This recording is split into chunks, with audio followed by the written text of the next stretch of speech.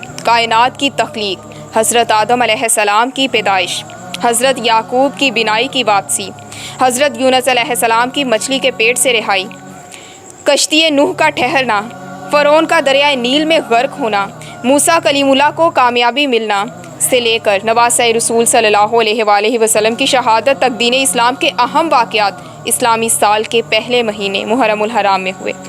یکم محرم الحرام خلیفہ دوم حضرت عمر رضی اللہ تعالیٰ عنہ کا یوم شہادت ہے۔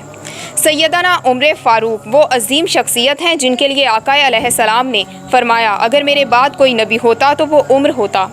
قبول اسلام کے بعد عہد نبوت میں آپ رضی اللہ تعالیٰ عنہ کو سرکار دو عالم صلی اللہ علیہ وآلہ وسلم کا نہ صرف قرب حاصل ہوا بلکہ تمام معاملات میں آپ رضی اللہ تعالیٰ عنہ کی مشاورت کو بھی اہمیت حاصل تھی۔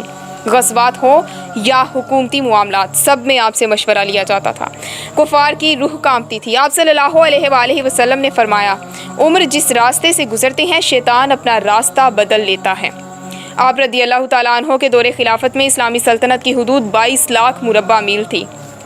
آپ کے انداز حکمرانی کو دیکھ کر ایک غیر مسلم یہ کہنے پر مجبور ہو گیا اگر عمر مزید 10 سال تک خلافت کر لیتے تو دنیا سے کفر کا نام و نشان مٹ جاتا۔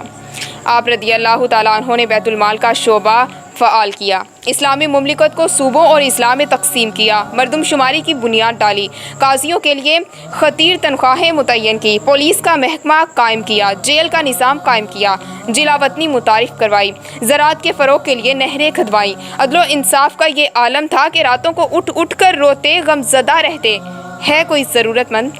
فرماتے کہ اگر نہر فرات کے کنارے کتا بھی مر جائے تو عمر سے پوچھا جائے گا، کافر اور دشمن جن کی ہیبت سے کانپ جاتے وہ اپنے عوام کے لیے ایسے کہ بھرے مجمع میں پہنی ہوئی چادر پر سوال ہو جاتا۔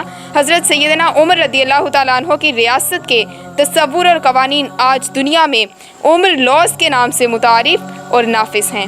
اللہ پاک پاکستان اور اسلامی دنیا کے حکمرانوں کو بھی عمر جیسی بصیرت عطا فرمائے۔